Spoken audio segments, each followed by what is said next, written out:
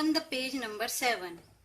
Here we can see two kids cleaning their surroundings. Today we will color this picture using crayons as indicated. So let's start. We will use red color for this.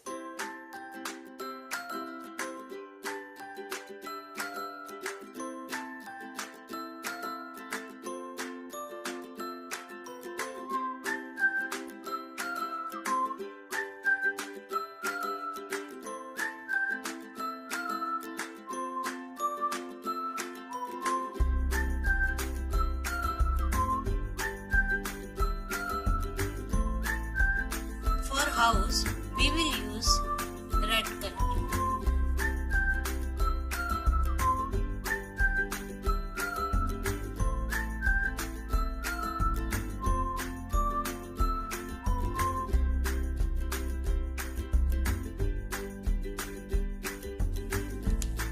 For tree, we will use green color.